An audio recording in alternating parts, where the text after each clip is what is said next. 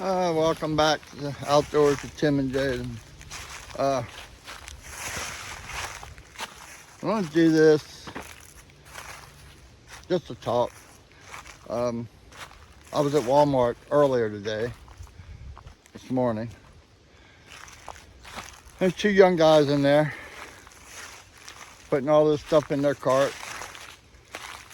Sent away, and stuff to wash your clothes with, stuff to wash your body with, deer lures and all this. They must have had $100 worth of stuff in there. And one guy showed me a picture of a deer he killed last year during hunting season, during gun season. And he tried to tell me that he used the scent away and the soap and all that stuff. And the deer come in. And deer never knew he was there. This stuff really works. You ought to try it. So I showed him a couple pictures of some of my bucks and told him about the channel.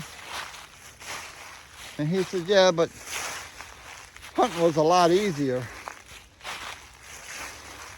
back in your day. And I'm like, how was it easier? We didn't have cell phones. We didn't have apps to tell us what day to hunt, what time to hunt. So we talked for probably about an hour. And I had to leave. And I got thinking, most of the days hunters, they don't understand what it was like when I started hunting. I started in 1968. I killed my first deer in 1969, a little 4-point buck. And when I started hunting, gun season was 1 week. It was buck only. It was a 1-week season. And you was lucky to see one buck in a season. And I hunted some real good farmland, stuff where today I can see 6-8 buck in a day. Back then, you was lucky to see a buck in a week. We didn't have tree stands. Our tree stands was 2x4s, 2x6s, nailed to a tree to get us up off the ground so we'd be up in the air. We didn't have camo. The only way you had camo is if you was lucky enough to have a Army surplus store or a yard sale, flea market, a Goodwill, something like that somebody had turned some stuff in or was selling some stuff. You didn't go to the store and buy camo. When I started hunting, we had Kmart and Sears. And your hunting stuff was plaid jackets, plaid hats, brown pants, brown hunting coats. That was your hunting stuff. When you went into the hunting section, that's what was there. You didn't have 20 different kind of camo and hats and gloves and all that stuff. And back then you didn't even have deer scent, the deer cover. You didn't have cover scents and stuff like that. It was just what I got now. A plaid jacket, brown pants, blue jeans. That was our hunting stuff. Our tree, like I say, our tree stands was stuff nailed on a tree. Even our bows. My first bow was a 6-wheel Bear compound. It sounded like a shotgun when it went off. And it was,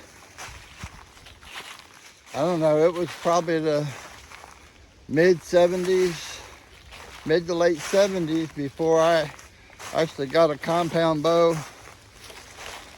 a 2-wheel compound bow. And I mean, we didn't even have, I didn't see the first archery shop around me until probably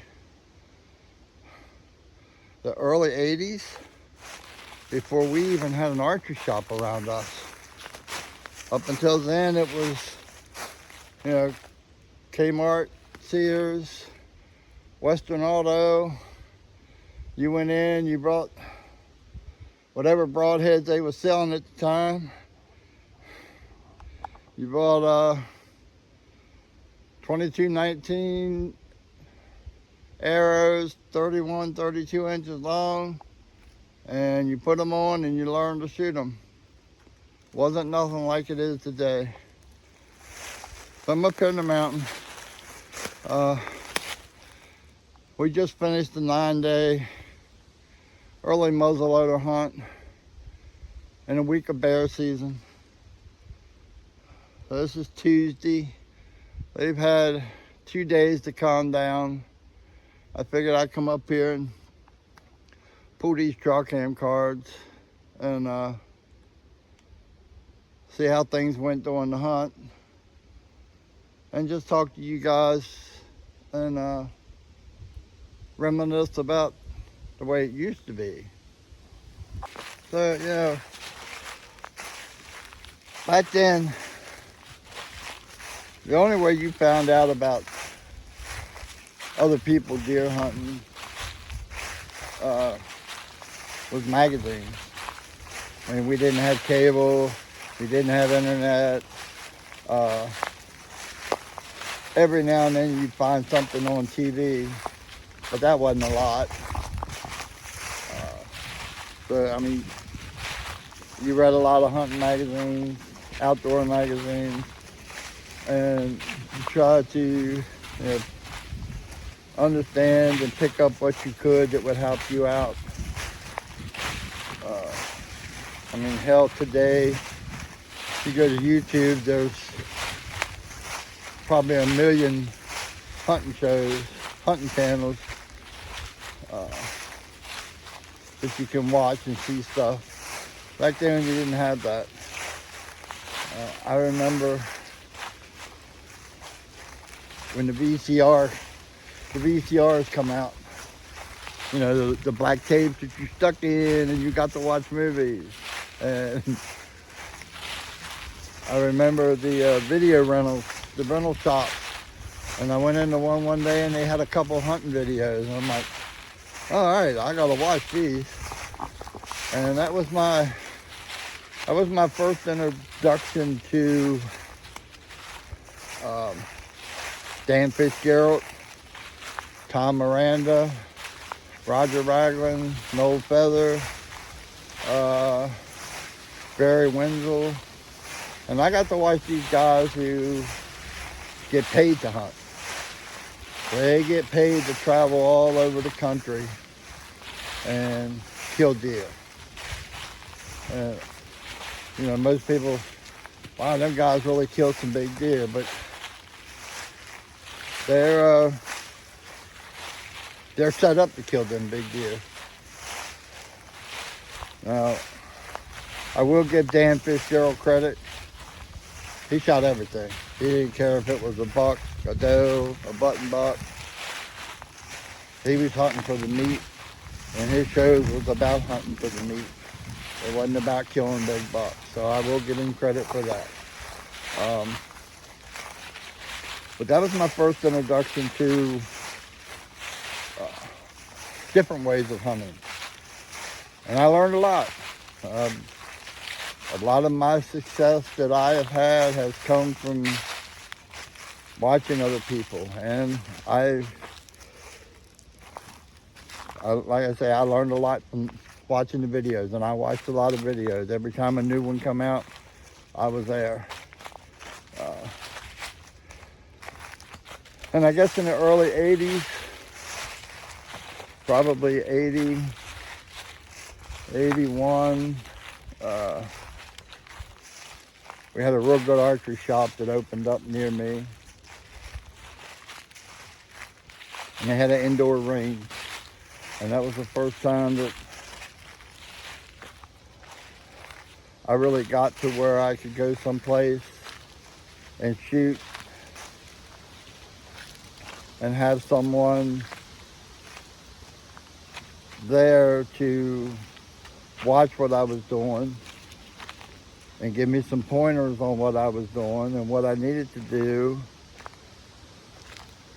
And that was the first time I found out about tuning your bow and tuning your arrows and stuff like that, which all paid off a lot down the road. Really, I learned so much at the archery shop. So I hung out at the archery shop a lot. I'd go there after work on my way home during the summer when you couldn't go fishing because of the weather or the river or something. And I'd go in, just go to the indoor range and shoot for an hour or two, and hang out and talk to the owner and guy that worked there. And we would talk about bows and stuff. And I did that for 4 or 5 years. And I was, at that time, I was still shooting a, I can't even remember the name of it. It's a 2-wheel bear. It had like, felt like 30% let off, 40% let off. But I was shooting 70 pounds. And I had switched over to the right length arrows. And I was still shooting whatever broadheads. I don't even remember what they was back then. But I remember right around 1990, the 89 or 90, somewhere around there, they started an indoor shooting league, 20 yards. And the owner says, you need to get in this. You need to shoot in this league. And I'm like, I'm a deer hunter. I just shoot for practice for when I go deer hunting. And he said, but you don't understand. He said, you learn to shoot that white dot, and that's what you've been doing for the last couple of years here. That you come in here and you blow them white dots apart. He said, when you go out hunting,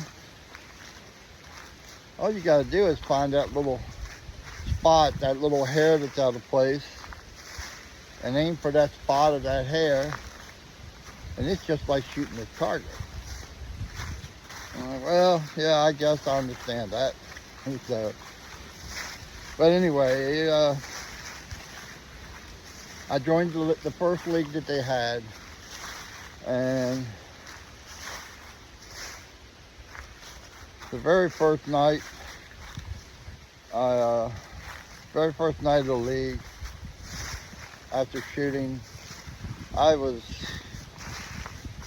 probably 40 or 50 points ahead of everybody else.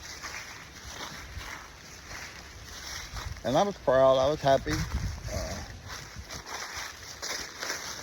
And I was shooting against people who, they had, from what I had, they had high dollar equipment compared to what I had. I probably didn't have $100 in my setup, and there was people in there with bows that cost 2 or 3 times that much. But we finished the league, and I won the league by a good bit. And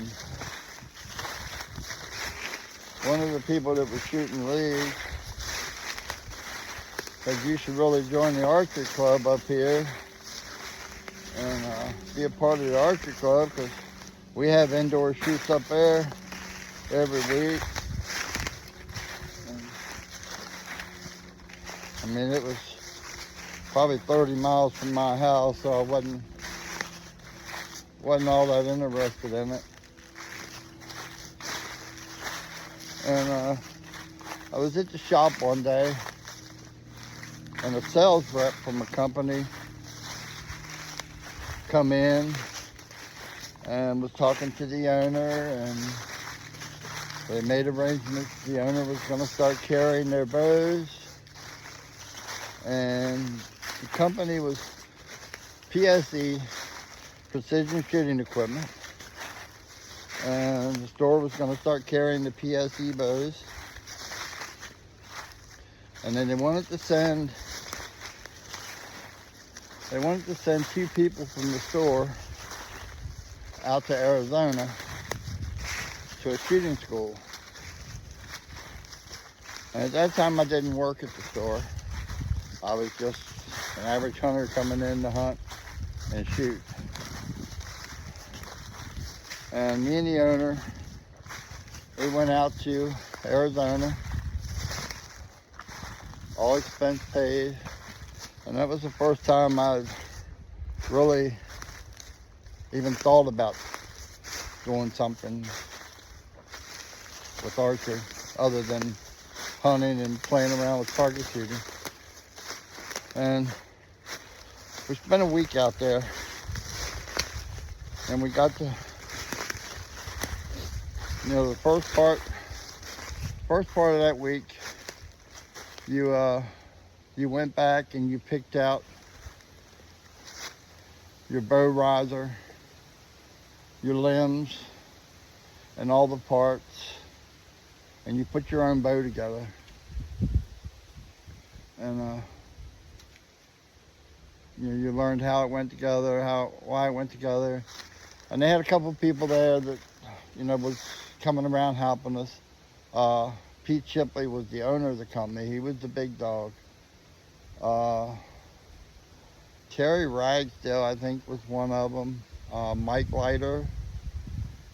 I don't remember who the other ones was, but they'd come around and make sure that you was putting it together the way it was supposed to be and doing everything that you were supposed to be doing. And then after you got your bow together, then they went through, setting up the rest and the nocks and all that stuff. And then we had 2 days of shooting school. And I mean, they stood behind you, beside you, whatever, and they watched how you were shooting, and they give you pointers of, how to shoot and what to do and things to change, things to adjust to make it a little easier for you. And after 2 days of shooting school indoors, we went outside, and they had a 3D range set up. And the first time I had ever seen a 3D range. Now you gotta remember, I'm a country boy, farm boy from Frederick, Maryland. We didn't have all that big stuff that the bigger cities and stuff like that had. A little country store, and we finally got a little country archery shop. And I got out to the 3D range, and I did fairly well for my first attempt. Judging yardage was a big thing for me, because most of my hunting had been 20, 30 yards. When you see something out there, 50, 60, 70, 80 yards out, and they had an elk at 80 yards and a grizzly bear at 80 yards. I had never shot 80 yards in my life with a bow. Most of my shots have always been 20, 25, 30 yards at the most. And now I'm trying to shoot a target that is 80 yards out there. And they give me some pointers, and I did okay. I was happy with what I did for the first time doing it. And I actually put together a PSE bar flight 70-pound bow with a 30-inch draw length. And I still have that bow today. And I still shoot that bow today. That bow is 35 years old.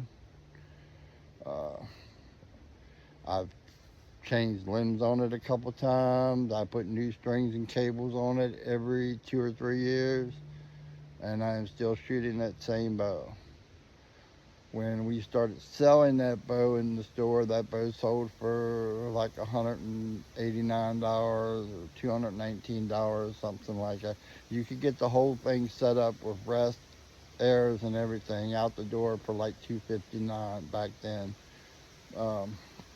You can't even touch a bow today for, I mean, I've seen some of these bows that are $1,500, $1,600. So it's come a long ways. And, you know, for me, that was the experience of a lifetime.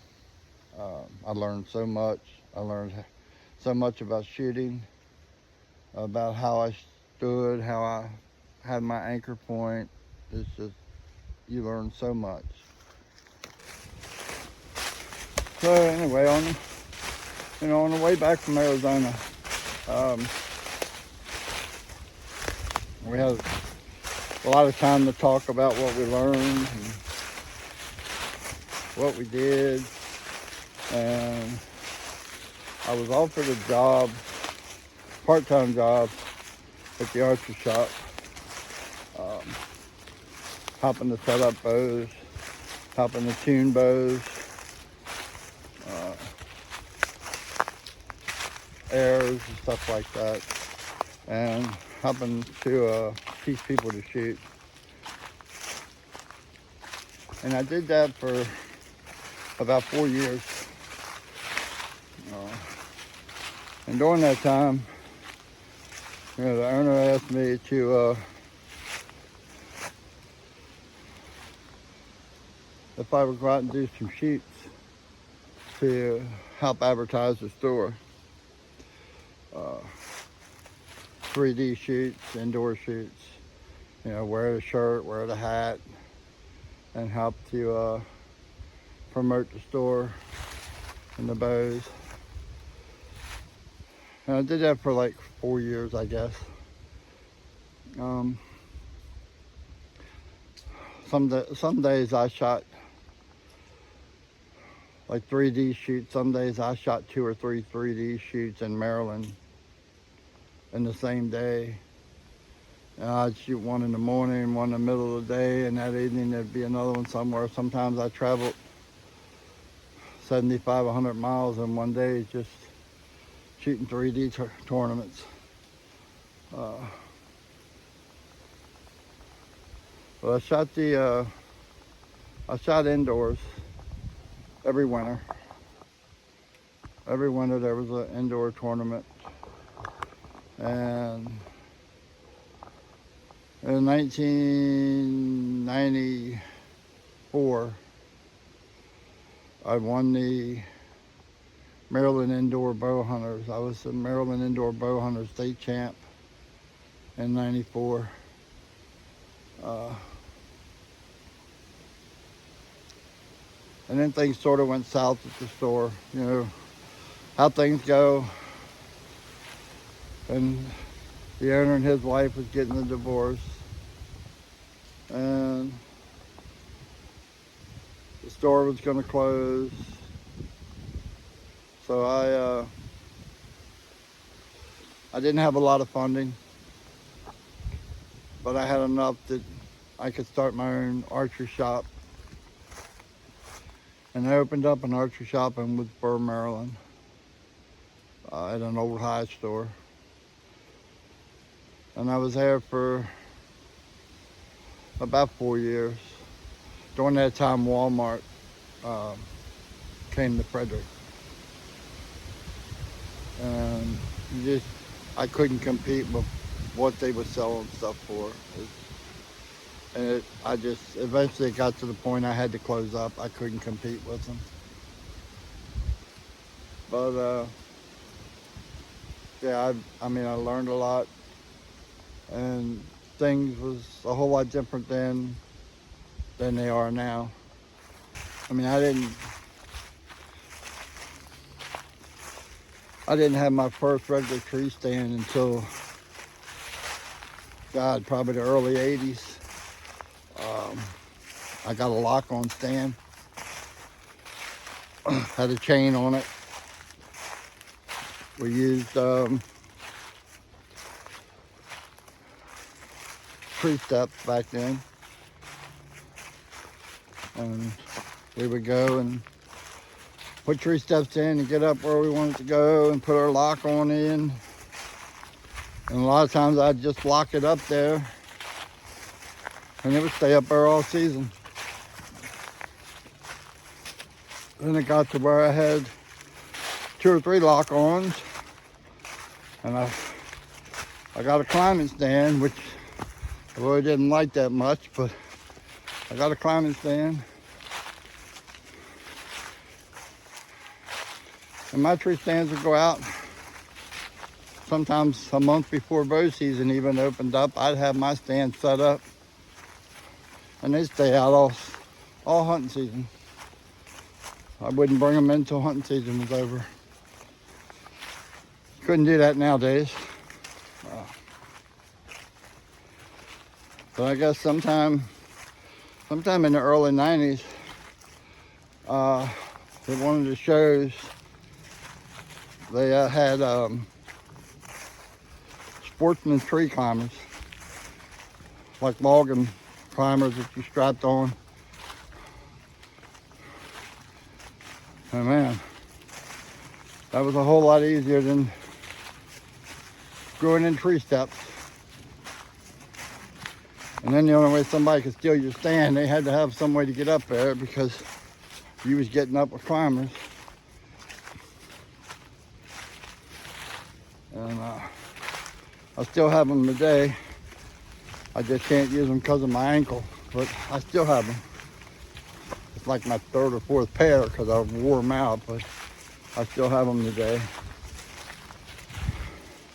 And I shot a lot of releases. I ended up settling with a wind-free release, like a glove. You strap it around your wrist, and you got it with you all the time. I see a lot of these guys using handheld ones. To me, that would just be something to hit the ground, fall out of the tree stand, you have to get back down and pick it up. I put my wind-free on when I'm at the car or truck, getting ready to head out. And I don't take it off till I get back to the car or truck. It's with me the whole time. It's ready to go all the time. But anyway, during the time that I worked at the archery shop, and the time that I ran my own archery shop, I spent a lot of time helping kids. I used to do a lot of stuff with the 4-H. Do seminars with the 4-H kids. They would come into the shop, and we'd get them. We had a couple bows set up for kids, and we'd get them shooting bows to help them out. I helped a lot of hunters. I couldn't even tell you how many hunters I set up. Showed them how to shoot, showed them how to tune their bows, showed them how to tune their broadheads. Took them out to places that I hunt. I have a couple that watch the channel now, Shane and Michael, Cliff, John, Chris. I've showed them a lot of places that I hunt, a lot of places they can hunt, and hopefully, I'll give them some information that helped them out along the line. If I never kill another buck, I'm happy. I've taken my share with archery. I'm way over 100 deer with a bow. So if I never kill another buck or never kill another deer, nowadays I just enjoy going out setting and watching them run around, watching what they do. Because if you hunt, you know the hard work doesn't start until that thing hits the ground. It's easy to go out and get in the tree stand and pull a bow back and shoot a deer. But when that deer hits the ground, then you got to gut it out. You got to drag it out. You got to cut it up. And that's where the hard work is. But anyway, like I said, camo. We didn't start having camo around here until probably the early 80s, before we started seeing stores carrying camo. And it wasn't nothing real fancy. Hell, today you probably got a couple hundred companies out there making camo, different camos. You know, and like everything else, people watch a video and they see a guy kill a nice buck with a certain camo on, right away they have to go out and get that camo because that guy killed that big buck with the camo, or he killed that big buck with this bow or that bow or this broadhead or that broadhead. It really doesn't matter. If you take you can take any bow and set it up for you and learn how to shoot it. Your $100 pawn shop bow will kill a deer just as good as that $1,500 bow. It's not the bow, it's the person behind the bow. And I found out that women tend to shoot better than men, because if a guy makes a bad shot right away, he's looking to find out why. I've seen it in target shooting for years. A guy missed the target and right away he's got to start checking the sight and rest and everything else. A woman just says, hey, I made a bad shot. And they go and shoot the next deer. My wife's a good example. When I had the archery shop, within 2 or 3 months, she was shooting better than a lot of men that had been shooting for years. And she made a bad shot, she didn't care. It was just a bad shot. I'm just shooting arrows, that's all. So, you know, when I was at the archery shop, they used to do shows. We used to have a big one in Frederick called the Call of the Wild. And then they had the Harrisburg Sportsman Show. They had one down at Howard County Fairgrounds. And during that time, I got to meet some of the people that I've watched on the videos. Actually, Dan Fitzgerald was set up right beside us on 2 different occasions. And I got to talk to him for the best part of 6 days at the show. And I asked him a lot of questions, and I listened to him talk to other people that come to his table. I got to sit in on seminars from Roger Ragland, got to talk to him. Tom Miranda, got to meet him. Got to listen to Noel Feather a couple times, but I never got to talk to him. Barry Wendell was at one of the shows. He was a big guy on the videos back then. And the last show that I was at, Mark and Terry Drury was there. And they was just getting started with the, actually they got started with turkey. They had 2 or 3 turkey videos that they were selling at the show, and they had all kinds of turkey calls and stuff. And I don't think they really had anything with the deer. It was just all about turkeys back then. So I got to meet some real good hunters. Got to talk to them. Got to pick their brain in some cases. Ask some questions that I had and come up with some answers. But anyway, today, when I started hunting, we had topo maps. You learned how to read a topo map. There was 5 of us used to go to different states. We'd go to a different state every year. And You know, February, March, we decide that, like the one year we went to George Washington National Park down in Virginia, down by Clifton Forge, Virginia. So we ordered topo maps,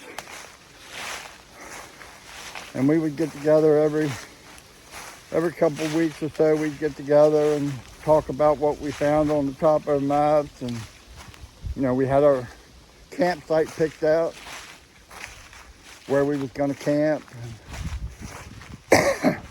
You know, we decided which way, you know, I'm going to go this way and I'm going to go that way.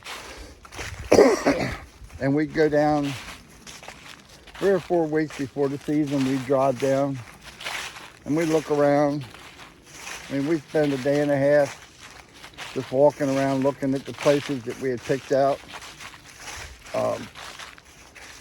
trying to find out where we was going to set up, and we'd mark it on the map, you know, where my tree stand's going to be.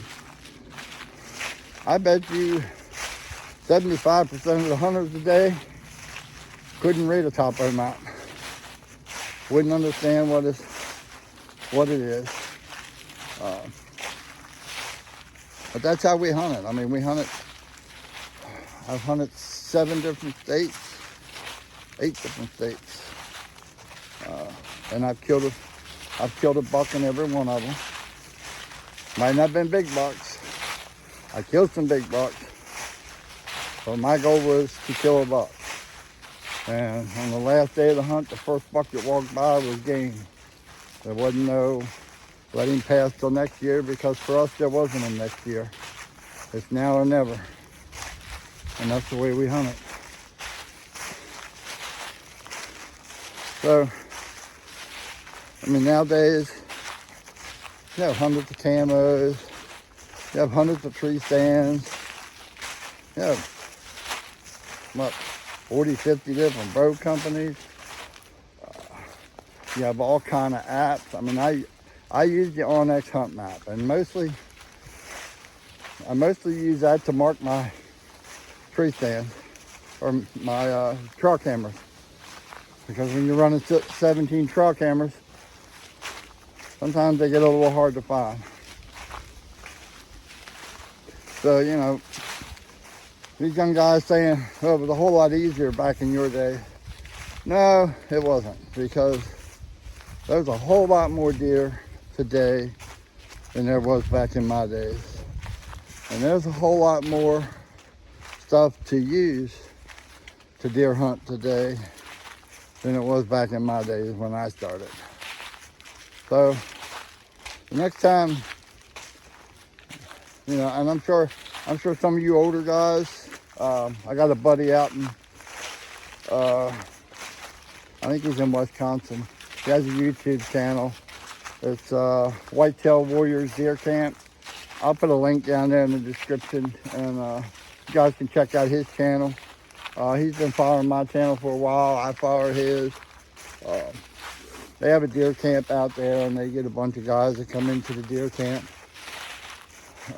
And they, you know, they have videos of them at the camp talking, and they have some hunting videos. So, you know, check him out. But, you know, us older guys, we remember what it used to be like. And what it used to be like is hunters had respect for each other.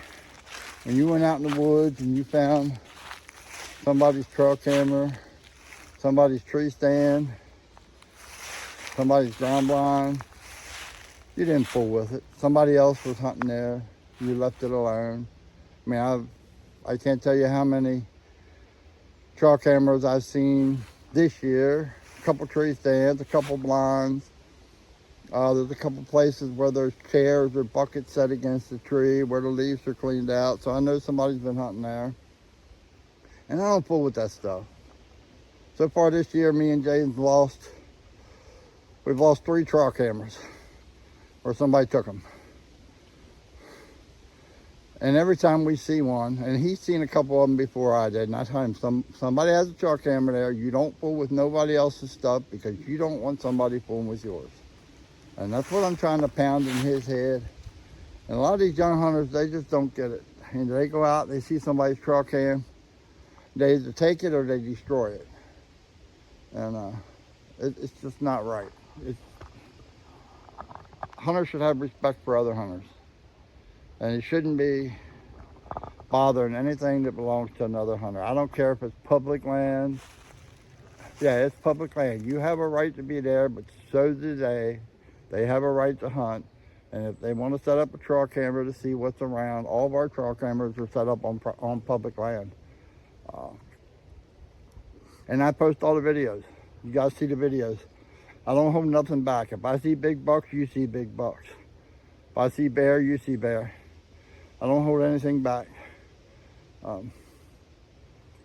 So, you know, next time you hear one of these young guys talking about this, and this, you old guys stand up and tell them, you know, back in my day, this is what we had. And it ain't nothing like what you got today. So I hope y'all enjoyed walking along. I know it's just an old guy rambling off at the jaws about the way things used to be. But, you know, the way things used to be, we killed deer. And we killed a lot of deer. And we didn't need a whole bunch of fancy gadgets to kill them with. We learned how to read the woods. We learned how to read topo maps. We learned what the wind was doing. We knew when we could hunt a stand, when we couldn't hunt a stand. We didn't need an app to tell us you need to be in the tree stand at 2 o'clock because that's when the deer is going to move. Deer's going to move anytime during the day. You just need to be there at the right time. And an app is not going to tell you that. So I hope y'all have a good day. Thank you for watching.